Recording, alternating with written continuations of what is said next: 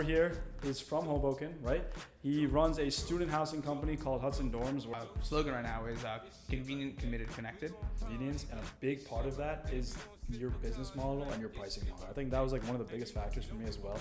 And so I really respect the fact that you guys have that like business model where it caters towards students who are, it's meant for students, and students are the ones who come to you, and I think it's beautiful. So you'll take Garrett Wilson over Devontae Adams straight up. Garrett Wilson over Devontae Adams. For fantasy? Yes. Yes. Yeah. Why? You are What? ridiculous. Are you? Why are you a Steelers fan? Because Jesse James caught it. That's nonsense. It's nonsense. He didn't catch shit. Are you kidding me?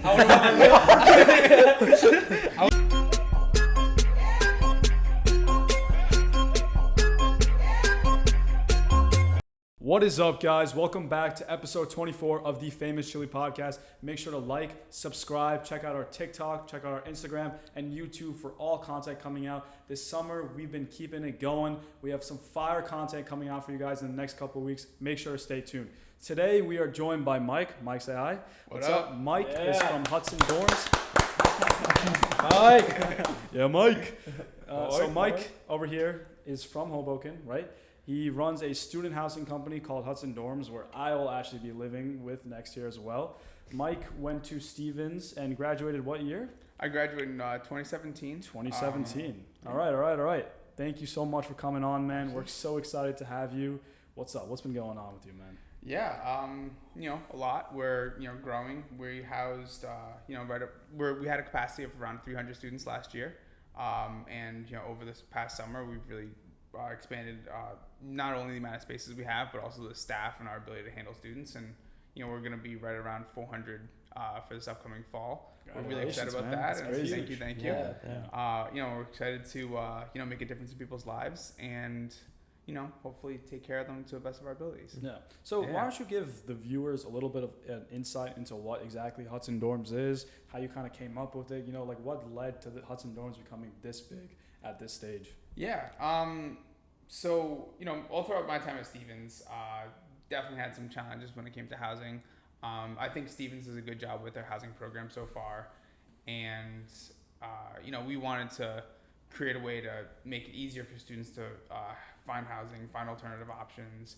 I remember as a student, so for those of you who aren't familiar with the Hoboken area, Hoboken's a city environment right next to Manhattan. And the real estate in Hoboken is really hot because it's right next to Manhattan. So everyone that wants to commute to Manhattan but not live there lives in Hoboken, which means it's really hard for Stevens students to try to get housing in the area because anyone that, a Stevens student would be competing against someone who has a Manhattan salary. And why would a landlord choose to have a student live there versus someone who doesn't need a guarantor and all that type of stuff? So I had that challenge myself. I spent an entire summer trying to find an apartment as a senior, and I was working at Deloitte at the time, and I was an intern, and at the end of my internship, there were around 75 interns. 74 of them got full-time offers, and I was the one that didn't. Wow. And I think a big piece of that is because every Friday, instead of networking, I was, trying to find somewhere to live. So, fast forward a few years, I started have a big interest in real estate. Wanted to figure out, how to not only like make money and stuff like that, but I just enjoyed it. I enjoyed building things. Really enjoyed business and finance. And I was taking a shower one day. Just had a random idea pop in my head, and I was like, oh crap, we can house students in Hoboken, and my girlfriend's an interior designer, so she can design the spaces to make them really nice. And from there you write down a quick business plan and you try to call as many buildings as possible to try to figure out how to get some space to make it happen. Wow. So a lot of the coolest business ideas just come up in like the most weirdest way. Like on a napkin, or like someone wrote down a piece of paper 20 years ago and they like found like, let me start a business. And Mike's was a shower thought. Like, everyone makes fun of shower thoughts here and there, but he created a business off of shower thoughts. One of my friends actually which is why I was super excited to talk to you, is because one of my friends had a similar thing as you, but he had to grind through like 4 years of high school, like working at Sonic for like 8 hours a day, right? And then kind of bring up that money to like, apply for a loan because he was a high school student, right? So he was only able to do that for like one apartment or one property, and you're able to do this for over 100. So like, how did you scale it? Obviously in the beginning it's a lot more challenging than it might be now because, you know, you build up that credibility over time. But how was it kind of hard for you, or how was that kind of journey, you know, maybe getting that loans, getting that debt, and then really like looking for rentees, the markets at certain situations. So how did you kind of navigate all those challenges? Yeah. So there's a few things we did that worked out really well. You know, so one of them is we don't own all of the buildings that we operate in, which from a cash perspective means that it's a lot less cash intensive to get the ball rolling. So the way to kind of think about business. So are you guys familiar with WeWork? Yeah. Okay. I'm a pretty big Adam Newman fan. I know might be a bit of a hot take, but I think he was onto something on his sense of community and a sense of bringing people together through using physical space. And one of the things that he did is he rented all of the spaces that he was in. And what that allowed them to do was expand so much faster because they didn't need as much capital to get new locations, right? Yeah. You get a new location a lot quicker, which means you can get more, customers into the space, which means you add on another one and it starts to compound really fast. Right. I think that's been a little bit of what has helped us. And then, so there's that piece of it. And the other half of it, it's just, it's just a hustle. It's just a grind. I remember the first few buildings we were working with was, through Craigslist. You call 150 people. You hope that, you get onto 10 tours, to get 2 people that are cool with what you do. And then, from there you just say, okay, well, I think this space works. You then, just figure out how to furnish it. You figure out how to make sure the space is all set up. And then the other thing that from there, I think what has really helped us is over the years, we always like to listen. We like to spend a lot of time with our students to understand what they're truly looking for. And then execute on that. Real quick, just a quick follow-up on that. Shoot. So like you were talking about how like you don't own all the buildings, right? So like kind of this transition that we're seeing in like typical like physical, maybe retail spaces from like asset heavy to asset light businesses. So do you see yourself kind of going towards that even more, or do you see like which one do you think, obviously like being more capital intensive is a lot more challenging, but do you see yourself switching more towards owning less buildings because of how capital intensive it is? It depends. One side's a little bit, I don't want to call it safer per se, but when you're asset heavy. So a good example, I believe it's Sears. Sears is a company that was going to go bankrupt, or close to that. I'm not like I don't know that much about Sears. But so Sears was able to stay afloat for a good portion of time because of the real estate they had. So it gives them that really strong safety net and appreciates over time. But it, at the same time, it doesn't allow you to grow as fast. So it's not like it's necessarily like, so from a future perspective with us, we can kind of do a little bit of both. Depends on the situation. I think those are things that you evaluate in the moment. Right. But I think from a general perspective, there's positives and negatives to both sides. And this is a little bit of a life belief, but most things are best in balance, which is why there's a lot of wisdom in understanding what balance is. And that's why like there's a balance of like, having some assets is good because it, one gives you credibility, gives you a safety net. But if you're like way too asset heavy, you don't give yourself the ability to be flexible, don't give yourself the ability to have enough cash to grow, take advantage of opportunities when they come up. So that's great. Yeah. So you've become so successful in the real estate business at such a young age, which is really impressive because normally when it comes to real estate, it takes a lot of time to get the capital you need to put down a down payment on houses, let alone multiple units like you have. Mm-hmm. So what advice would you kind of give to someone who's young and wants to start out in this business? How would you help them give an upper hand compared to people who have years of salaries coming in? I think, honestly, I'm always a believer in constraints bring opportunity. So like if the example I use is like, I'll use like a generic company, right? If a generic company has a ton of cash and like let's say have like a big Series A round or something like that, and they just have a ton of cash, they don't need to make did creative, challenging decisions, right? It's easy to just like, oh yeah, we can just hire 6 more people and then just like solve the problem with people, right? When you're constrained, it builds the opportunity to be creative, right? Because you're forced to be creative. You have to. And so I don't necessarily think that not having a lot of cash means that you like just can't do things. You just have to figure out how. And so I think the advice that I would give is that don't view that as a weakness, but view it as an opportunity to be a strength. And with that, put yourself into the pool as quick as possible. Start to learn.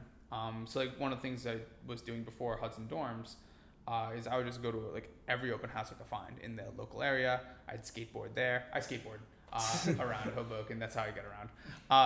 But so I'd skateboard to different open houses. I walk in, I check it out, and just to build learn how to talk to realtors, learn what what problems buildings can have. Just getting a sense of what real estate was. I think just like jumping into a pool, and then just obviously reading a ton, learning a lot. Yeah. How old were you when you actually got your first unit? 23. Wow, So it's 23. So I'm 27. My birthday is in 2 weeks. So Nice. Happy early birthday. Thank you. So speaking of that, you talk about jumping in the pool quick, getting ahead. So in your setting right now, you have 101 units, I believe you said, and you can house 400 people, I believe you said. So in that sense, what's the biggest issue you kind of have in facing like management of all these different units, and like in this portfolio you have a ton of different apartments? What's your hardest thing that you got to manage, and what's kind of like the way you approach that situation? Yeah, I think the hardest thing for me to manage right now, so, being 27, I don't have a ton of management experience. I kind of jumped right into this and learning it on the spot. I think the biggest challenge I have right now is, learning how to effectively manage people. And that just doesn't mean just telling people what to do, but it really means the nitty gritty of like how to make sure that I'm not only building my career, but building everyone else's careers that works for me and helps build what we have. So trying to do that effectively, trying to be a good listener through that, having hard conversations when they come up, but being able to be honest and open, I think are some of the big challenges that we have right now. But those are skills that, in the same way that jumping into real estate was a skill that I needed to learn, learning how to manage people and jumping into that is something that I've had to learn a lot. So that's what I spend a lot of my time on learning now. You talk about learning to manage people and working and how important that human relationship is in this kind of business. You work a lot with college students especially. Have you found that it's easier to work with college students, or do you think it's kind of harder because they're younger sometimes?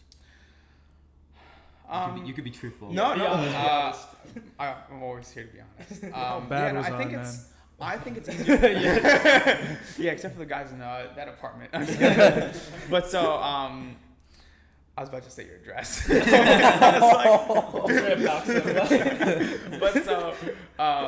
But so I personally think it's easier. I think it depends on the person. As a former Stevens student, as someone that can put myself into our students' shoes really well, I find it easier because I live their life. Everyone, of course, has different life than I do, but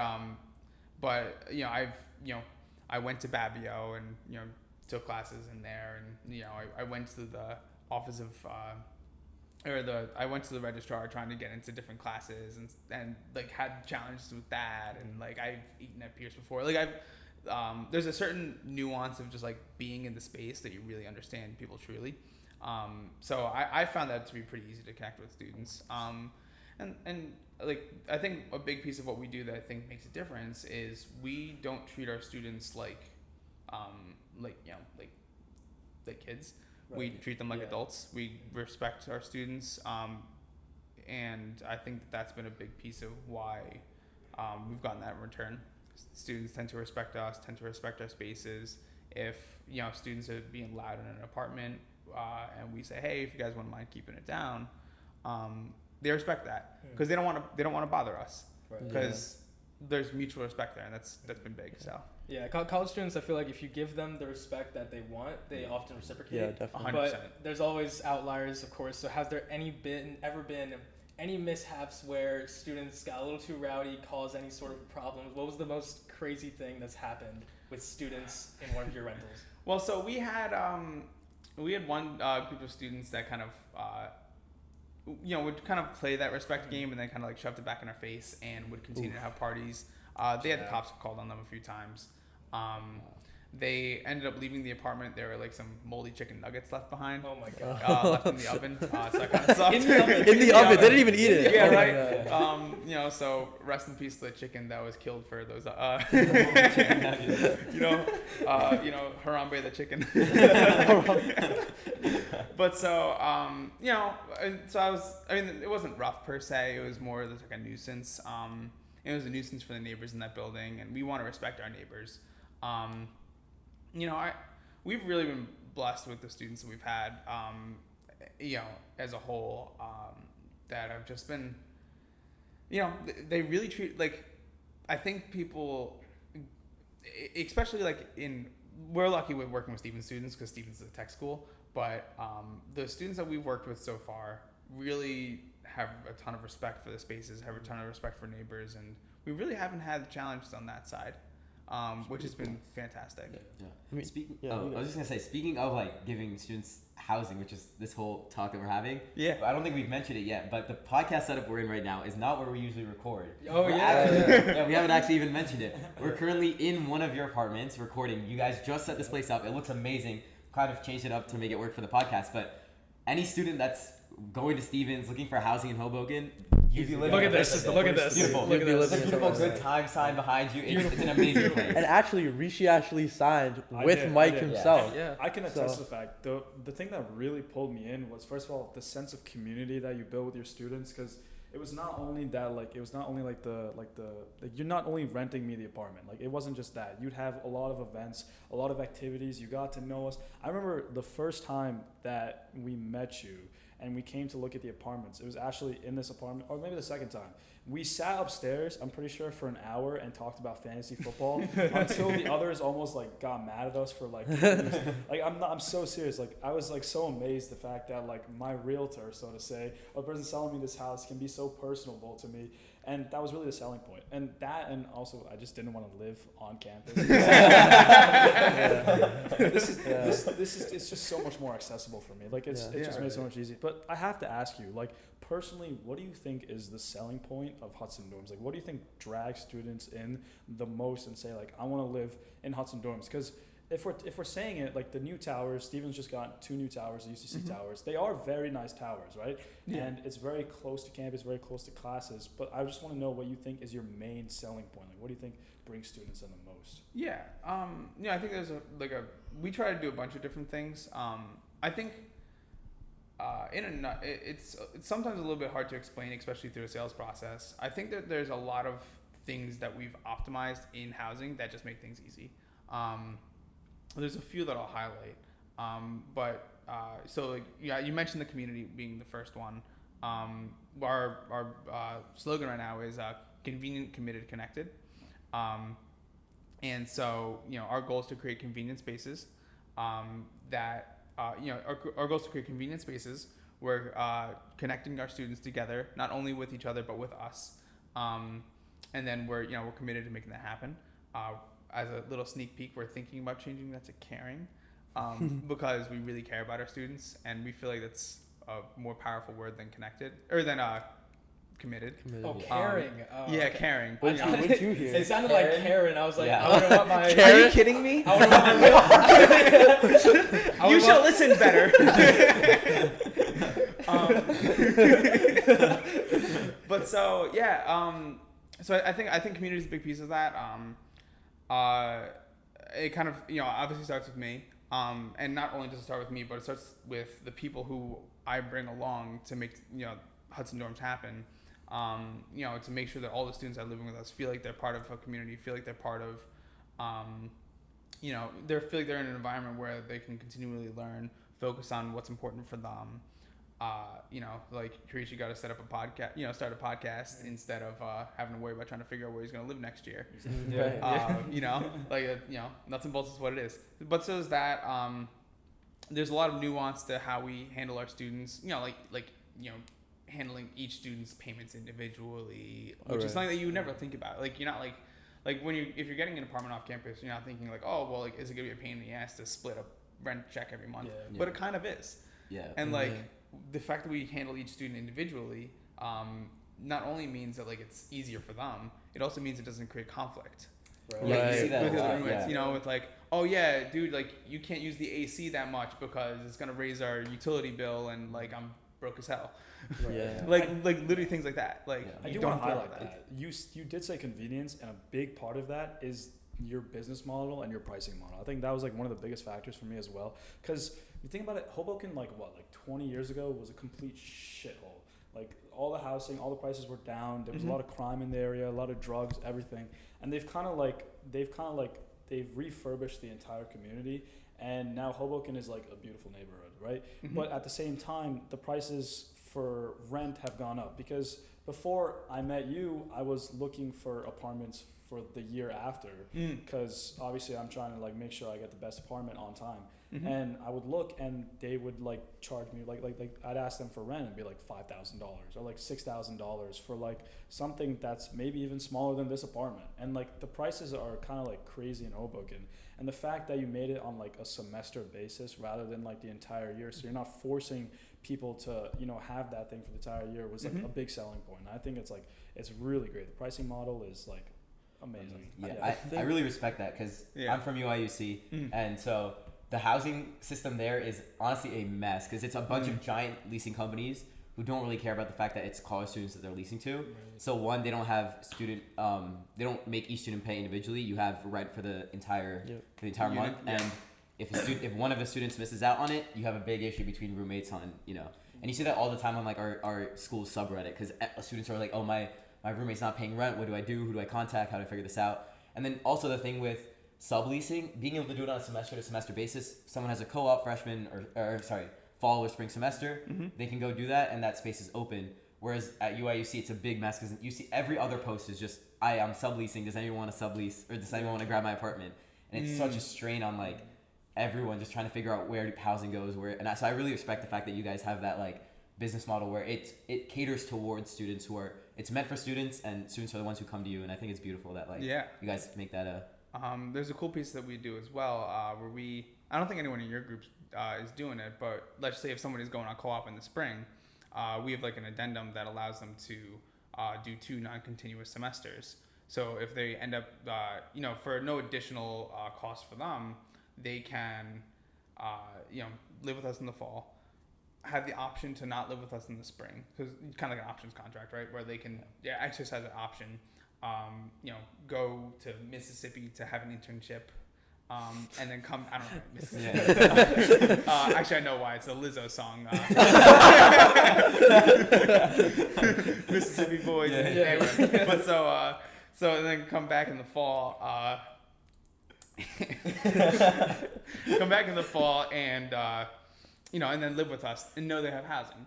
And so that's like a pretty cool thing. And then what we'll do is we'll introduce if it was a group of 4, one person left, we now bring in a new 4th person via matchmaking, introduce everyone to each other, and then as long as that's a good fit, they live with each other for the spring, and it makes that whole process seamless. You don't have to stress about the subleasing stuff. Like 100%. I had a roommate my senior year who was a co-op student, and he literally paid rent for the 5 months. So you can have the apartment for the spring.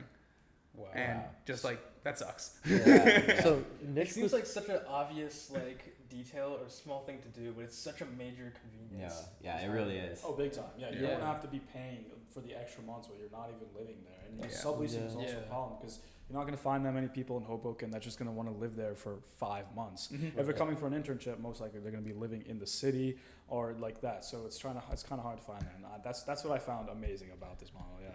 Yeah, thank you. Yeah, so I was just gonna say, like, Nish was talking about how, like, you know, UC has like these big leasing companies, like Michigan's same problem. So like, where do you kind of see yourself in the next 5, maybe 10 years? Like, do you think expanding beyond Stevens, maybe going to different campuses, kind of solving that problem that all these students are having? Because believe it or not, like, we're having these problems and we need people like you and your Hudson Dorms companies to come and kind of give us that flexibility that we're not getting from these bigger companies. Right? Yeah, I think definitely the current thought is to expand and help students at other universities. It'll definitely be challenging. One of the things we do really well with Hudson Dorms is myself and then Dennis. Dennis runs our maintenance program for Hudson Dorms. He's fantastic. But him and I are both alumni of Stevens. Emily, our interior designer, I was dating as a sophomore. So she's lived with me all throughout Stevens as well. A big piece of what helps us be successful here is that like we went to Stevens. We've understand the unique challenges with Stevens. So part of our challenge with trying to expand to other schools, we want to make sure that we have people on our team that are experts in those schools, in the nuances of those schools, the challenges that those students face, which might be different than the challenges that Stevens students face. I think that's why it's always a big piece to make sure that we're listening to the students that we're expanding. Like if we're expanding to another college, we want to make sure we're going there and listening to the students, not thinking that we know everything. Right, because each market's different. Everywhere is different. And just try to make an impact in those students' lives. So I think that's definitely the goal. Kind of going with that. So right now you're catered mostly towards, Stevens students. Do you see people outside of that kind of range? You see like NYU students who maybe go into the city for classes. You see people who are doing internships during the semester or during like the school year that go into the city. Do you see anything like that here as well? Or yeah, we got a few. We don't do our advertising that way, so we don't get like a ton. Yeah. But we definitely get a few. I was actually last November. I was on a podcast, I was interviewed by the freshman at NYU Stern. We were talking about housing, and so that's one of the spaces where we think we might be able to make an impact. But we want to learn more first, and I think that so part of, as I mentioned with management, part of my goal is to figure out how I can reallocate my time to understand what the challenges of NYU students are, which means I'm spending less time here, which means that I want to make sure my team is able to take care of the needs of our students here. We don't want to, our goal is to not drop anything. So, I mean, that's why it's challenging. I think the biggest part of that is credibility, right? Because you have to build credibility with yourself first. Because I don't know, are you guys familiar with storage scholars? So they like employ students or like people from like certain college areas. And then storage scholars, basically, if you don't know, it's like a summer packaging system. So you give them your stuff, and they'll keep your stuff in like a storage area over the summer, and you can come pick it back up after, right? And then so the way they do their model is that they'll hire students from all these different colleges to like act as their like student scholar like liaisons, and they'll like come pick up your stuff, put it in the boxes, bring it to the stuff. So this way, they can broaden their reach without actually having to be there, and also giving students jobs, right? But the biggest problem that they had in the beginning was credibility, because like why won't I just go to like a regular storage space and just put it there myself? Why do I trust storage scholars, right? So how do you think that you like built your credibility really? Because like a lot of people coming into the space, especially with like marketing as well for your company, everyone wants to be relevant, but it takes time and it takes credibility for someone to say like, oh, like this guy, like I think I can live with him because I trust that everything will go seamlessly. I won't have too many problems living in his apartment. So how did you really build that credibility up? Yeah, I think you kind of answered a little bit there. Treat people well, and it takes time. Right. A lot of things are just based on reputation, and branding in a bigger sense. So I think that's like the biggest thing. Like you treat people well. So the first students that moved in with us, if they had a problem, we run there right away. You take care of them, and of course we still treat our students that way. Where if there's problems, we take care of them as soon as possible, and we try to be super responsive. And the way we have our maintenance set up, like our maintenance chats, I'll call them, it becomes more like we use Slack, so it becomes more like texting, and that speeds it up. But it starts with that, where the first students that moved in with us, we treated them well. We got to know them. Those students then in turn talk to other people and say, hey, like these guys are pretty cool, you should check them out. And then when those students check us out, they're like, these guys are pretty cool. They took care of us really well. And then, that cascades. Yeah. You have to allow that to cascade. And that just takes time. So it takes time, and it would just require, it takes time, and it just requires that you treat people well. I mean, you mentioned that, you might want to potentially branch out to different markets and things of that nature. So obviously, like, you're very invested in the real estate business. You're really well versed. And so my thing was just, I was looking at news, and it was saying how like New York, there's a lot of people flocking away from New York towards, like, Florida, southern states. So, like, what do you think are, like, kind of the top real estate markets right now in America? Like, is it the South? Is it in particular cities that you have in mind that are fast growing? So, I think that the schools that we would end up choosing, I think that what we do a little bit works better in an urban environment. I think there's a lot of big players that operate in more suburban/rural environments. I'm not a developer, and Right. a lot of those companies are develop a building. Yeah. Not an interest of mine per se, but I think that the spaces that we would choose aren't necessarily the places where there's like a really strong real estate growth in general. Okay. I think it's a place where we feel like we can make the biggest impact. And that I think would start with trying to select schools that are struggling with their housing. In the way that Stevens didn't have enough housing for all its students and can't guarantee students housing for 4 years. The one thing I'll mention, and I mentioned this before, Stevens does really try their best. They have really good people that are in their residential department working to help students to the best of their ability. But Hoboken's a challenging environment for them as well. And so we'd be looking for somewhere that we feel like we can make an impact and make a difference for the students. And that would be, a place we'd want to target. Do you have any kind of competitors in this area, in Hoboken specifically, or are other companies also doing this similar in other cities? Nothing that we've directly heard of. There's other student housing organizations, obviously. Nothing in Hoboken. Theoretically, our competition is the college itself. But we want them to fill up their housing, because if they can't fill up their housing, then there's a problem. And then, obviously there's off-campus apartments people can get, the Greek housings, things like that. There's other options, and we don't mean to take over those. But so, actually, a cool aside on that is the Kappa Sig fraternity at Stevens, actually, the building that they had, the owner is selling it, and we're actually now housing the Kappa Sig house. Oh, wow. That's awesome. The Kappa Sig house, we're gonna have like all the rituals and stuff like that. Is actually be in a Hudson Dorms location. Sick. Which we're pretty proud of. Pretty excited for that group of guys. Some of them lived with us for a few years, and they're awesome. So one thing that we're excited about, but you can go to one of their parties as well, maybe. yeah. I'd fun. I'll play Pong. But I think that if we go to other schools, like competitors is one of the things that we kind of pay attention to. Right. One of the things that I also kind of believe about competitors is we like to learn from them as well. Everyone does different things well, and we want to figure out what they're doing well, and hopefully they figure out what we do well, so that collectively it makes students' lives better. If that's the goal of our company, then we're accomplishing that. Right. And so we want to go to spaces and understand what they do, and in the same way we listen to what Stevens does a lot. So we'll look at them and say, oh, well, they do this. Okay, cool. We do it like this right now. And how can we learn from both and make something even better? Yeah. So Can you talk us through the process? So you ended up getting this Kappa Sig house. You have this apartment. You have tons of others across Hoboken. What's the process of kind of deciding where you want to get real estate? Because getting a rental property means you have to kind of weigh two options. You have students who probably aren't paying a ton for rent because they just aren't capable of it. And then you also want a place that they can enjoy, a place that isn't far off of campus, a place that's relatively close. So what's your thought process in coming to a property, deciding whether or not it fits for a student? How do you weigh those kind of two sides of deciding what you want to get? So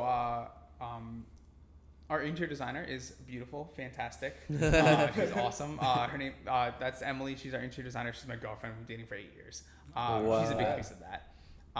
So there's a piece that I'm involved as far as location, understanding what the cost of the space will be, so that we can, make sure that it works out for us financially, and works out for our students, of course.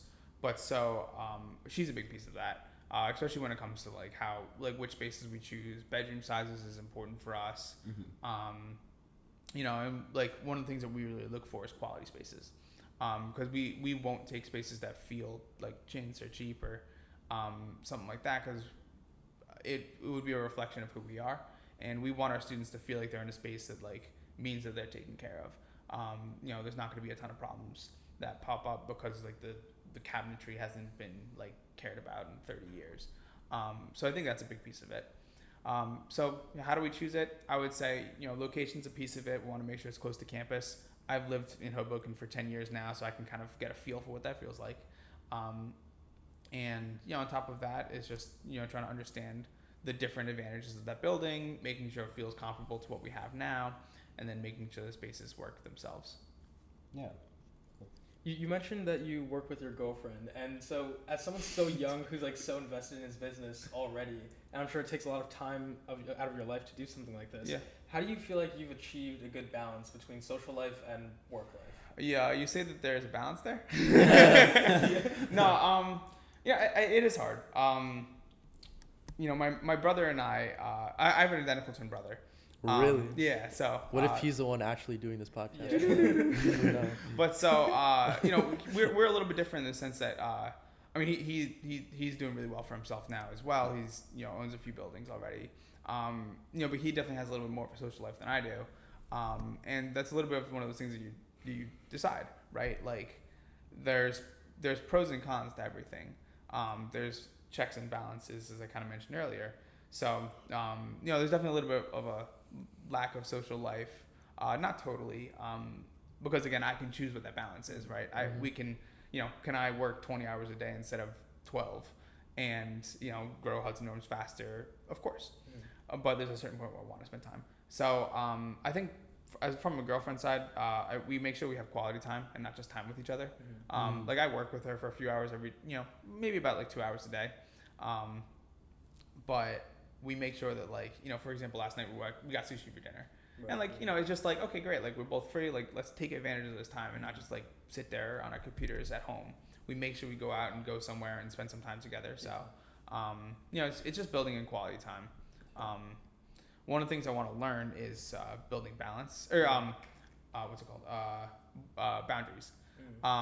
So that's one of the things I want to learn. It's okay, well, here I'm not working, and I kind of shut off my phone and kind of let myself fully excommunicate, and let myself have some time, to actually have downtime. Yeah. So something to learn for me, but yeah. Does 8? Oh, sorry. No. Yeah. I was gonna say, does 8 years mean something is coming in the future? Hey, don't put him in the hot seat. No. Oh man, did someone turn off the AC? But so we like to take things one day at a time. Yeah. There's a lot going on with Hudson Dorms, and we're both in a space where we feel comfortable with where we are. But the one thing I'll say relationship-wise is there's no reason to date someone if you don't think that there's a possibility to marry them eventually. Yeah, I agree. That's deep. Yeah. That's a great note to kind of transition into what? Fantasy football. What the reason we're laughing is because every time we transition to something like a new segment, Rishi acts like he doesn't know what it is, and that's kind of where he's like if we go to a game or something, he's like, a game? What? We know that we've already pre-planned that, so it's kind of something like that. Let's talk about fantasy football. All right, so now kind of transitioning into something that we all kind of love and do, fantasy football, right? Oh yeah. The season is coming up. All right, Netflix dropped that quarterback documentary, and we have gotten hyped. I've at least gotten hyped from that whole Mahomes, Carl Nassib, banter that they were going on. Mm-hmm. So we're sitting here, right? At least in our league, with the king. Right, we have Ari. I didn't win, man. I didn't win. He didn't win. He didn't win, but every year he's always it's very evident that he's one of the one of the better players for fantasy football. I've been playing for 6 to 8 years, right? Somewhere. I've only joined your league for 1 year. Yeah, no, but I'm saying in general, fantasy in general, football. I've been playing for a long time too. Yeah. And so, kind of take us through. First of all, your record, and then because I'm definitely not going to reveal my strategy before our draft, but I want you to kind of tell us who do you think are your go-to players that you're gonna pick? So first, kind of tell us your strategy or your record, and then kind of go through that. I typically have around a 65% win rate. Okay, that's pretty good. Sorry. How many people league? Let me rephrase. In individual games. So my record, like Right. 66% win percentage. Yeah. Right. Not like I win 66% of my leagues. I have to know. No matter how much nonsense I talk about football and random stats, he knows that like tenfold. I promise you, bro.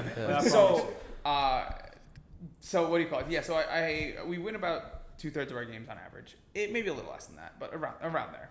I played football or fantasy football since 2013, so I guess this is my 10th year doing it. Okay. We are really good at getting second place. I do most of my leagues with my twin brother, so that's why I said we. Yeah, there you go. Oh, okay. You guys co-manage it? He can attest to that, by the way. I've played around 70 leagues now. I think I've won 4, and I've gotten like 25 second places. Wow. Like week 17, or week 17 used to be week 16. Yeah. I don't know. I shit the bed every time. So like for example, 2 years ago, I had a lot of Antonio Brown. And that was I was at the game. The Jets game? game. No way. I wanted to watch Tom Brady. I have a friend who has PSLs. So we get to watch from the first row, not first row, first section. And we got to watch Tom Brady live. It was really cool. And of course, like Antonio Brown, I think went for like 2 for 16. And like totally destroyed it. And I actually had like Najee Harris on the Steelers defense against the Browns, and Najee Harris had like 30 points. But I was of course going against Jamar Chase and Joe Burrow week 16. Yeah, so I got burrowed. You got borrowed. Just dig me a hole. So are you a Patriots fan? No, he's a Steelers fan. No, I'm a Steelers fan. I got the Steelers belt here. All right. Got to represent. Get out of here, bro. Why are you a Steelers fan? Because Jesse James caught it. That's nonsense. It's nonsense. He didn't catch shit. He did not catch shit. We got a big homer over here. I know. Every episode, Every somehow. No, Every I mean, episode, the Patriots are for the last somehow like 2 decades. We're talking about finance. He's like, you know whose finances are really good? the Patriots. No, we are. We have one. Talking about dorms. You know who needs a new place to live? Tom Brady. No.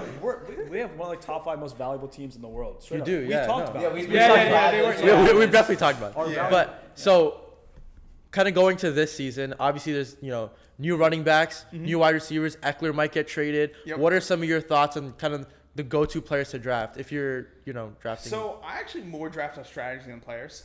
Okay. I tend to go robust running back. I'll usually get like 2 in the first 4 rounds, regardless of the year. So like this year, I think it's this year is actually kind of really similar to like 2015. In 2015 was like the heyday of like Odell Beckham and Antonio Brown. Oh my God, They were yeah. 1, 2, 3, and this kind of feels a little bit like that because I actually haven't looked at ADP that much, but I think like Justin Jefferson and Jamar Chase 1.2, right? Yeah. I assume J.J. is going to be the overall number 1 this year.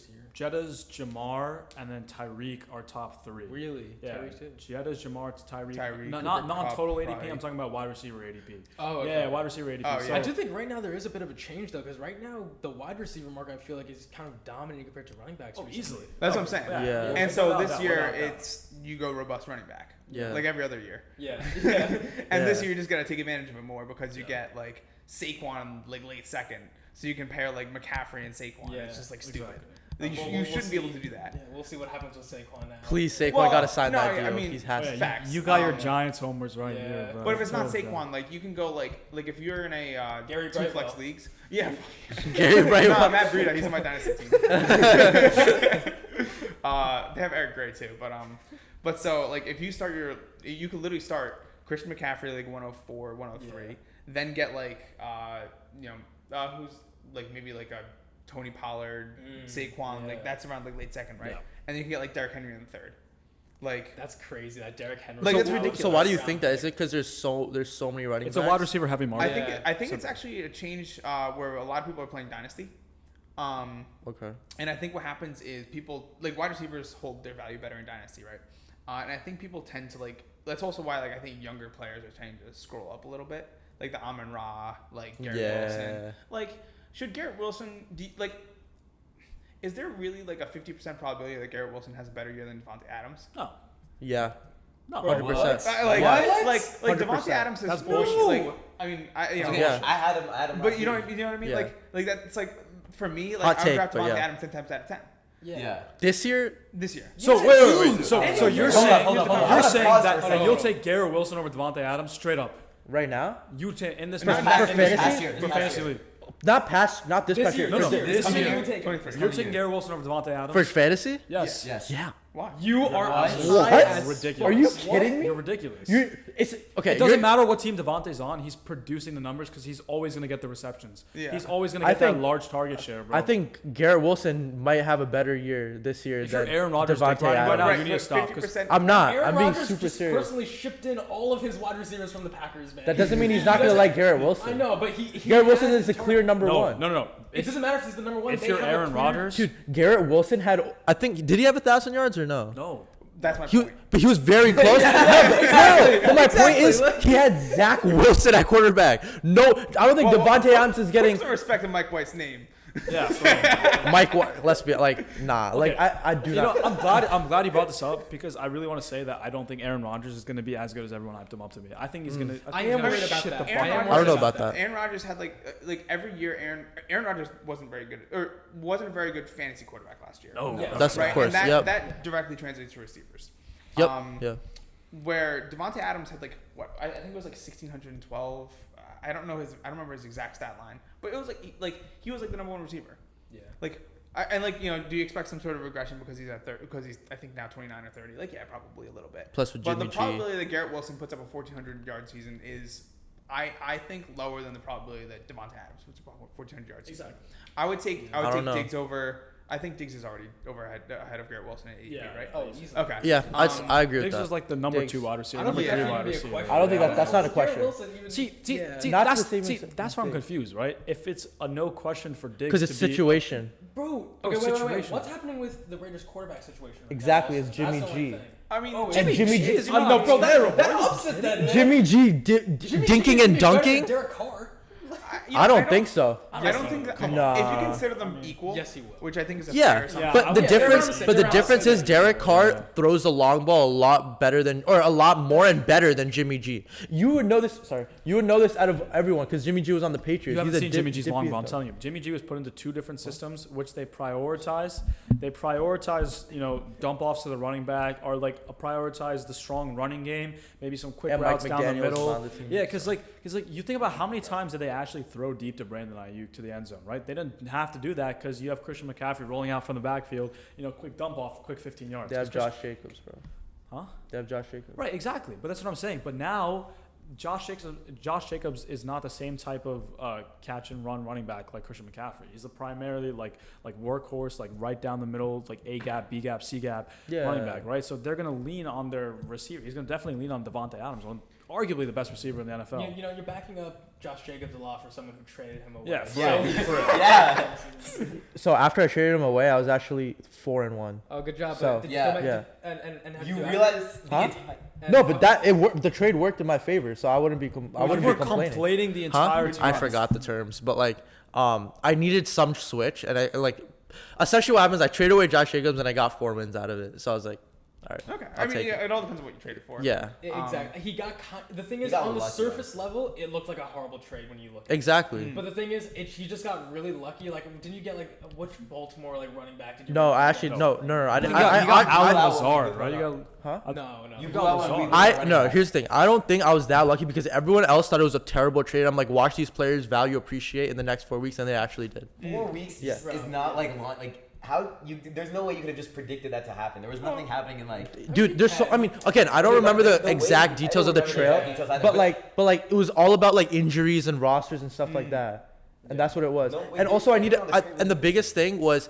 I had a like not as good as Josh Jacobs at RB2, but I had a decent RB3 that I could put in an RB2, but I did not have a good flex. I had a terrible flex, so I needed that extra wide receiver to get in. Yeah. So it was You- more you of a 2 for depth 1. thing, Yeah. and it ended up working out. A So. trade for Josh Jacobs obviously can make sense. So yeah. Yeah. Dude, So- And if it resulted in wins, sounds Exactly. Yeah. Our league was just riddled with horrible trades. I'm telling you, like one of the people in our league just robbed everybody, and it enraged all of us so much because this is a big conflict going on right now with our league, right? Yeah, Rishi gets heated on this, It's ridiculous. and I understand it's a tough decision. It's ridiculous. Right? Do we allow the vote for Oh, yeah. trade? Of course, because it's the so thing is, obvious. in my opinion, I never liked it because Neither did I I. think if I do a good enough job to convince someone, or they're dumb enough to make the bad trade, that's on them. No, but you have to understand this. Let me say it to you right now. And this is the reason because I'm league manager, right? And I was the biggest advocate against this because you think about it, exactly what I said was going to happen happened. Yeah. One of the person who won the league ripped off because he goes to Rutgers, right? And we have other people who go to Rutgers with him. He ripped him off because he goes to Rutgers? No. He was able to personally talk to them and completely just give them shit for their best thing. So he had a roster. He probably had 2 starting rosters, an entire roster, right? Yeah. And so at the beginning of the season, I'm making up all these rules. First of all, it took me about 3.5 weeks to convince them to actually start an auction draft. And everyone, I'm gonna say it right now. I was a number one opposer to it, and now I actually love it. So I actually like it a lot. So I'm actually happy. I've done a few. Okay. I've done a few. Do you like it better than Snake? Or? I do like it better than Yeah. Snake. I haven't found a lot of people that also enjoy it. Okay. I like the flexibility of it. Yeah. I think it's It's also more harder fun to set up though. It's a lot more like you need to be together. You gotta like. Yeah, but we do like a whole. It's more fun that way. If you make it an event, then if you're busy, Anyways, it's harder. right? It took me 3.5 weeks to convince them for that, and then I started bringing out these rules, and they started looking at me like I'm some weird imposter to this Dictator. league. He was a dictator. Like I was like, these are normal rules. Like we don't play with these rules. I'm like, you have to vote on trades. And what happened? One person got away with every single trade. So what's going to happen this Here's year? the thing. And that's the reason I lost. Yes, that's the reason you lost. Oh, well, and you guys actually, were just I mean, we'll get into it. yeah, I just didn't understand what was the reasoning behind not voting on trades. Here's the reasoning, right? You know how people are in our league. No one will allow a trade to go through. Exactly. Veto. Exactly. If we were doing a league with sensible humans, it would work. But It's not none of us We're are not. sensible humans. Exactly. We're all just. Everyone's just gonna veto, and then it's no fun. No You trades gotta will have- happen. You just go with your drafted team and And waivers. and at that point, it's like who could stay up at 1 a.m. on a Wednesday when the waiver wire gets No, but released? that's where the auction makes it tough because the waivers. Exactly. I know, but I'm just saying in general, like you know what I mean, like No, but there won't be yeah. fun. So what we do is we do a commit. So you have to have a benign commissioner, or like a benevolent commissioner, right? Step 1. We do commissioner only vetoes, and the only time a commissioner can veto the trade is if there's evidence of collusion, like clear evidence of collusion. Yeah. So a bad trade we let through, collusion is usually like you'd veto the trade and kick this person out of the league because then it's objectively cheating. Yeah. Right? Because and the reason why collusion has to happen or has to get vetoed and kicked out is because if you have 2 teams that have one regular starting roster and you combine them onto one team, they'll make more money doing that on the 2 buy-ins. So you have to. It's just like one of the cruxes of fantasy football. That's how I do it. But it does require trust in the commissioner. If we do it like that, I think it could work because I would trust Rishi to judge like a fair enough trade. But here's the thing, right? I took. Well, it's not a fair trade. It doesn't have to be fair. It's just not Yeah. right. But the thing is, some of them.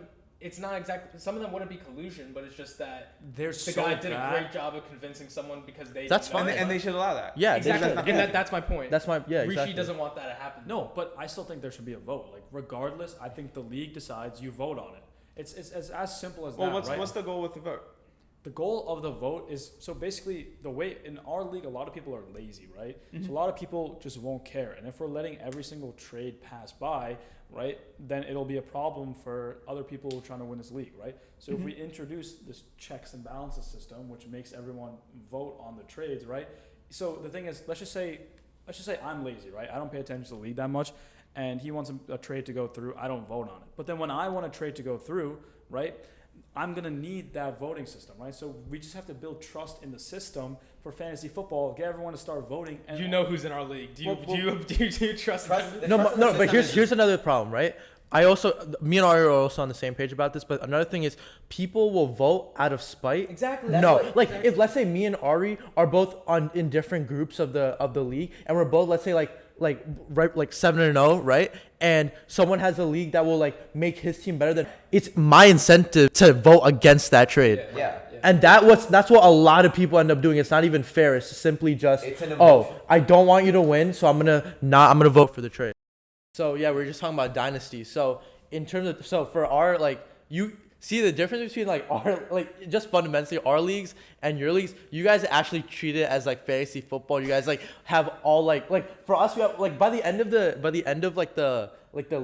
season we have 6 people or 7 people who actually care. The other 5 are just take my players, I don't care, right? But especially when it comes to like, that's why like Dynasty will not work with us ever, because like, for example, like, I was talking about it like off camera, but we have this one person in our Dynasty when we did the draft that traded all of his current slots of his draft for future picks, and we just never had a future draft. So like he just lost the whole team right there, right? Yeah, So. unfortunate. Yeah, no, I mean, it's just, my brother and I set up our Dynasty League and picked people that we thought would be there for the long haul, and we're going into year 3, so it's still a pretty new league. Yeah. But it's fun. And the nice thing about Dynasty too is that if you're out of it, you're still in it for next year. Yeah. And so my brother, the first year, he had he traded his 2022 first round pick for Allen Robinson. And this is like Allen Robinson's down year at the Bears. Yeah. Right. Because he was coming off of like 1,108, like 80 for 1,100. But you know he's declining. Like they were solid. Like, Allen Robinson was a solid receiver, like a perfect like 3rd, 4th round, like exactly what you want, like plug and play wide receiver 2. Tanked. And my brother started like the season like 0-8, and decided like he sold Saquon Barkley, he sold Aaron Jones, he sold Devontae Adams for Drake London. He just got a lot younger, and my brother then tanked the next year, got the number 1 overall pick, and now has like Bijan, Christian Watson, Drake. Well, he actually just sold Christian Watson and 2 first-round picks for Lamar Jackson, but he's like it's a super flex as well, so it's like Lamar Jackson. Kenny Pickett. Lamar Jackson. That's Kenny a good Pickett. young core.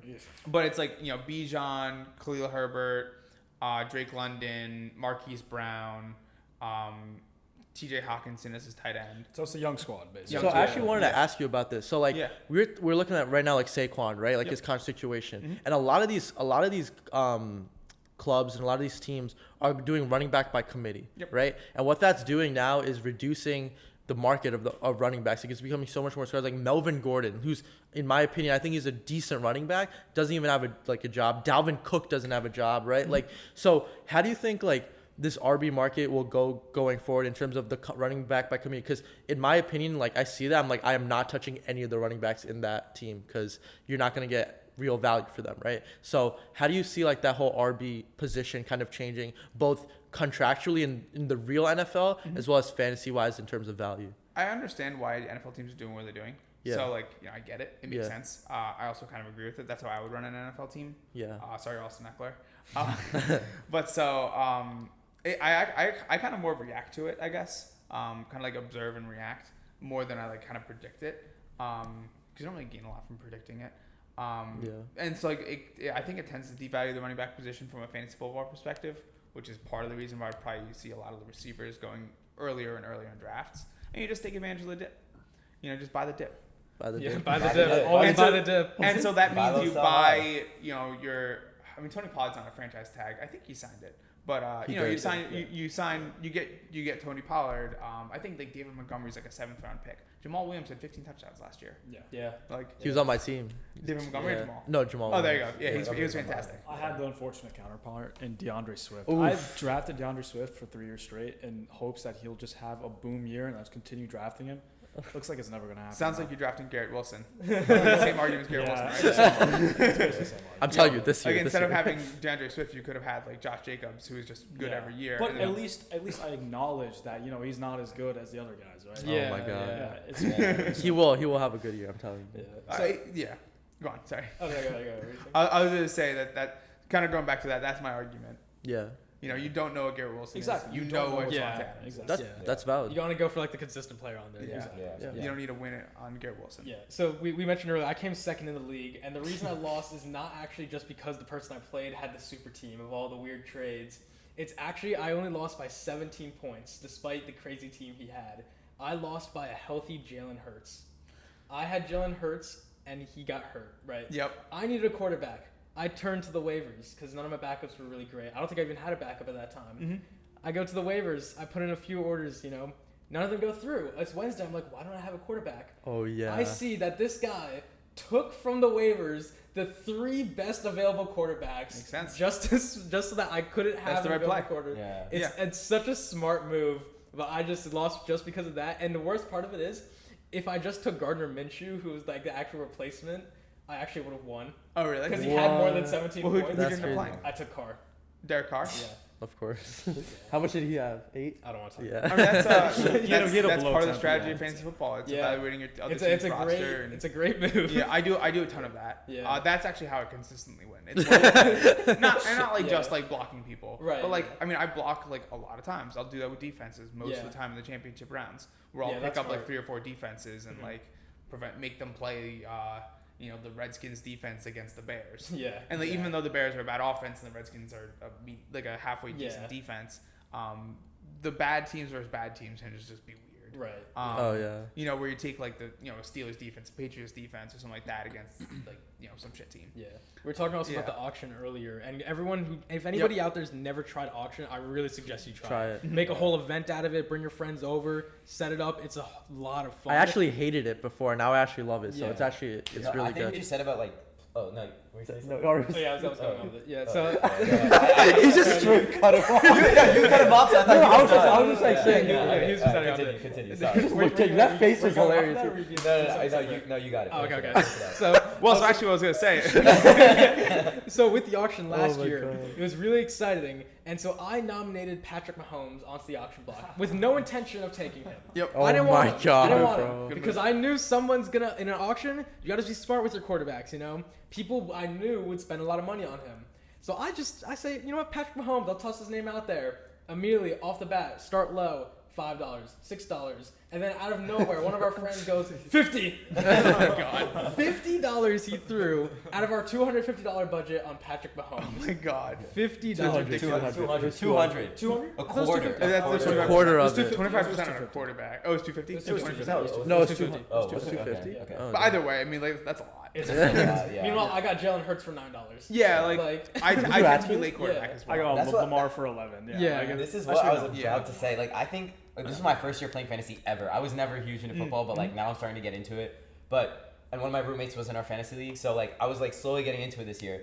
But like during the auction, I like completely realized that like understanding the game of fantasy is way more important than understanding football itself. Like being able to like look at what's going on just within the fantasy like page, Right. and then being able to understand from that and like figure out what I need to do was so much more important. I didn't do that great. I always talk about this, but I would have ended up first if I had 7 more points than him going into the playoffs. I would have ended up first at the very top, but because I didn't have that, I ended up somewhere near the bottom. But his team started like because we knew like he didn't start like he didn't like follow football. So when we first finished the auction, we're like he drafted third. I really drafted well, third, like yeah. Okay. third Yeah. strength. Yeah. in he the drafted team. really well. yeah, Yeah. so I think that's like a huge point because I didn't understand football at all. But Yep.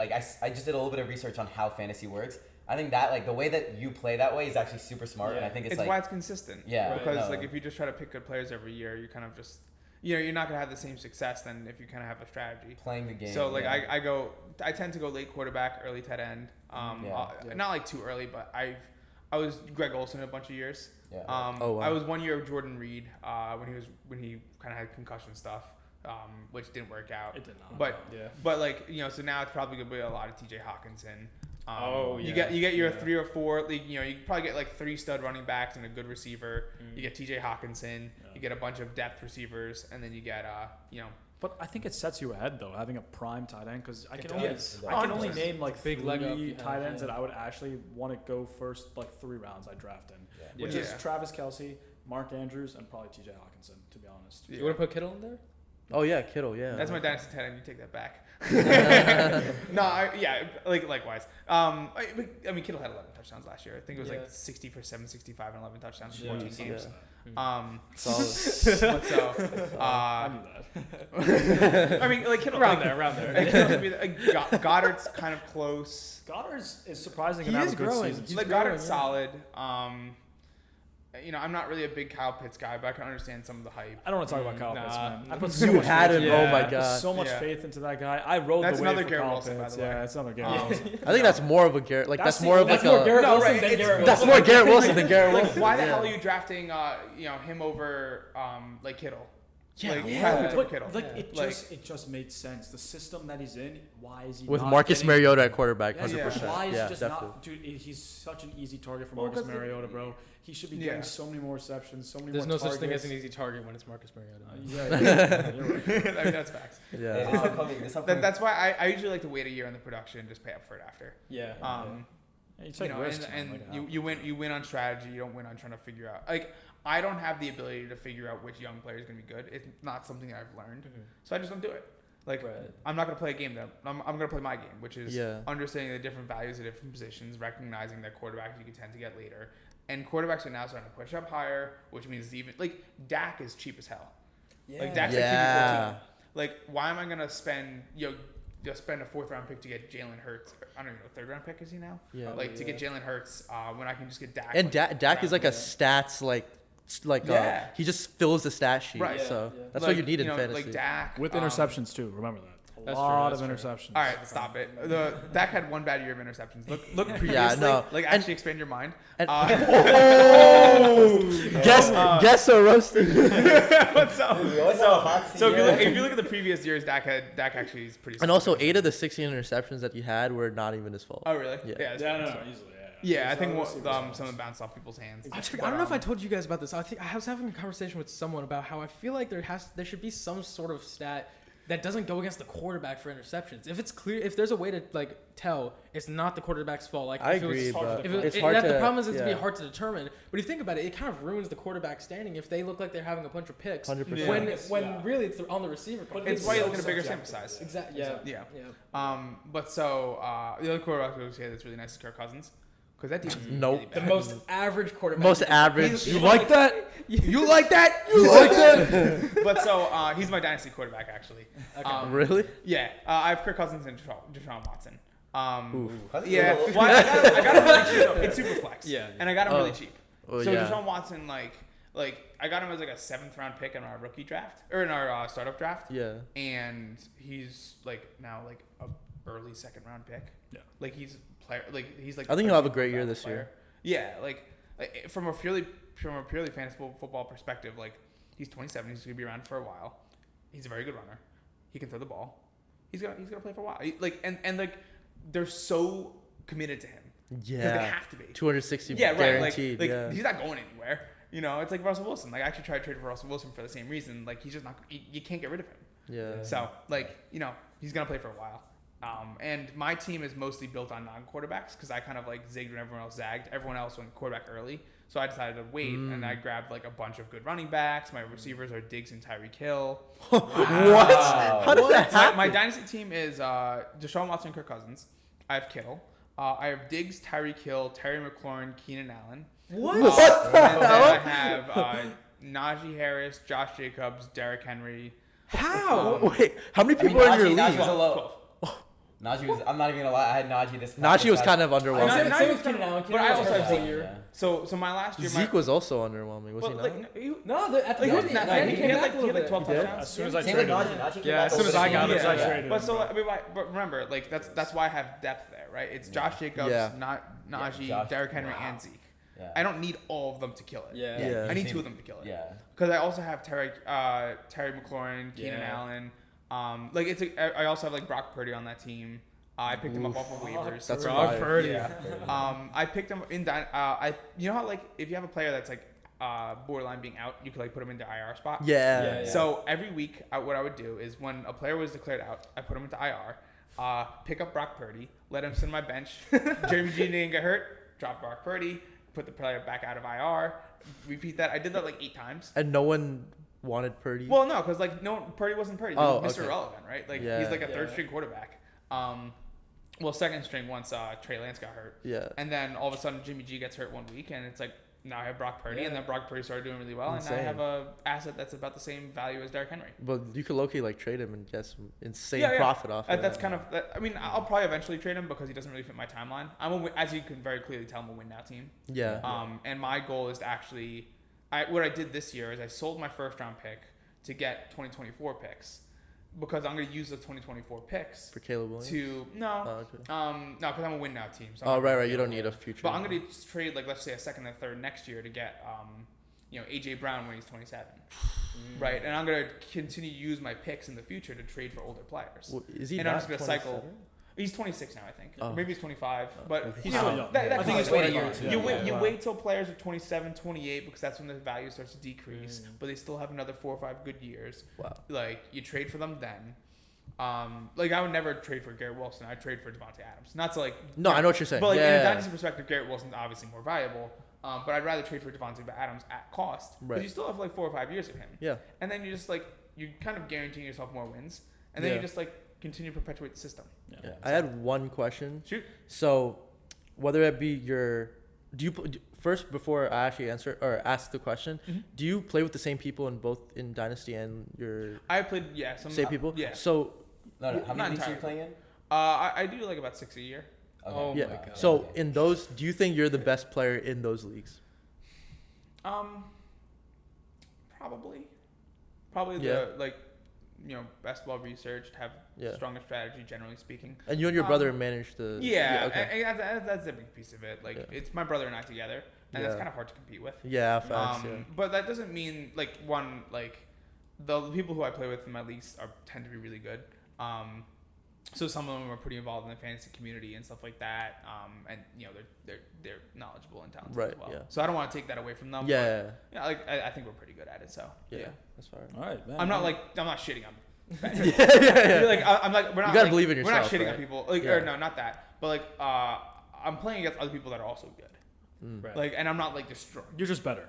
Yeah. I think You're we objectively historically better. do. It's Talk your shit, I man. mean, Talk your shit. no. I'm not really much of a shit talker. It's not, you don't really gain anything. Watch all your competitors be like watching this right Yeah, now. They'll be like, nah, I'm getting him. I'm getting good at him. this. I'm getting You're this. doing all the trades now. Yeah. Hudson Dorms is a community. Is there a Hudson Dorms fantasy league? I think we're gonna start one up again this Ooh. year. Yeah. Ooh. Reese, you gotta join. Yeah, man. Harish is gonna be in that. I know. I think I want to do like a 16-team league and do That'd something. be sick. I kind of want to do something creative. Yeah. One of the things we're actually planning on doing as an event this year is doing like a little tailgate in the backyard of one of our buildings, where we have like this big projector and we can project the game. But before that, we can do like crazy. We can we wouldn't have any alcohol, of course, because a lot of our students are Of course, 21. yeah. course. But we have like we can play drinking games and just like not have alcohol. We can like have burgers and like actually like tailgate. That's awesome. And then have watch like a Thursday night game or something like that after. Yeah, that'd be cool. And then do that and like especially invite everyone in the fantasy league. And I think that would be like a pretty cool thing because we're all kind of shit talking and Yeah. but so I want to do a fantasy league this year. I want to figure out the exact like right settings to make it fun. Yeah. Like Superflex is hard, actually. I probably wouldn't do Superflex. 16 people Superflex is very Oh my hard. God. Yeah, that'd be tough. Yeah. No one on the no one waivers. left on waivers. Honestly, Yeah. what I would suggest is like just try to see how many people can join because I think you've talked about it. You've played in 32-person league before as well. You can run like a quarterback, 1 running back, 2 wide receiver, and 1 flex type of thing. Like a super small You could team. do that, I think yeah. like a big volume amount of players. In Your second receiver's gonna be like Jacoby Myers of the Patriots. Hey, Yeah, but I mean, he's Don't on the get way. him Or, like, started. or your starter is gonna be like Mac Jones, like like Yo, what's wrong with that? terrible, Third-year Mac terrible Jones. players. A on 30, fantasy, 32. I mean, but like, Third what year happens Mac in Jones. buys? Do you just not have a quarterback? Yeah. What? yeah, 30 seconds. Yeah. There's just no. I mean, maybe you do like 28 teams, like Yeah. That's not your Yeah. That was Uh, not what I was Yeah, saying. yeah, No. yeah. Like you could do 28 teams, and the teams that you draft 3 quarterbacks and just like hold trade bait over one team that doesn't have a quarterback and kind of fuck with them. That's a sick idea though of bringing together like something you love and also a lot of people who you're likely renting out to. Yeah. Love. You keep building that community, like you said. It's a big 100%. part of Hudson Dorms. Yeah. All my roommates would be there. We'll Oh all be yeah, there. no. So All I think we're gonna do something like that. We just need to figure out the right. And you could also do 2 copies, a 2-copy league. Yeah. Where so like each like there's you could do 2 leagues that kind of have like 1 Super Bowl, like a Week 18 Super Bowl or something like that. Yeah. There's a number There's a of ways lot you you can can do do it. that, yeah. So I'm this- excited for this league. Yeah. I think it's going to be a lot of fun. Hopefully we can make this happen. This season is so super exciting. Yep. I'm excited to see what's happened. Anyways, just to cap it off, really, I just wanted to thank you for coming on. We've gained some like absolutely. considerable Definitely. insight Yeah. into your business. We've learned a lot about what you do as Yeah. well.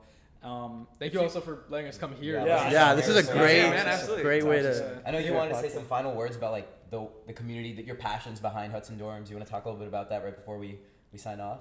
Yeah. So I think one of the things that as I was mentioning earlier, we kind of don't do enough in our marketing right now, and that's a me thing. Is I really like to let like our students know that like we really are excited about what we do. We really design everything that the way we operate is all designed around our students, trying to make sure that their experience is as optimal as possible. And I think it just comes down to the people that we brought onto the team, and myself included, really care about our students, care about what we do, and we're excited to make, we're excited to make sure that the students that are with us are able to enjoy their experience, not only with us, but also at Stevens, and we can help them through whatever they're trying to accomplish. All right. Yeah. Well said. And before we sign off, I wanted you to just link your socials real quick. So at Hudson Dorms on Instagram, HudsonDorms.com. You have a TikTok, YouTube, anything? TikTok is at Hudson Dorms. We don't have a YouTube, but we mostly use Instagram and TikTok, so feel free to check us out there. And if you want to ever talk about like business or anything like that, like definitely a passion of mine. So Links will all be in the bio as well. Everything so. will be there, yeah. Yep. Anyways, guys, thank you so much for watching. It's been such a fun episode. Thank you so much, Mike. It's been so much Absolutely. fun. We'll see you guys next week. Peace out. Peace out. Peace out.